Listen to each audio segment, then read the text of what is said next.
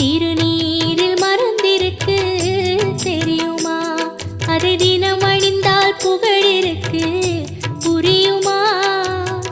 கந்தன் திருநீரில் மறந்திருக்கு தெரியுமா?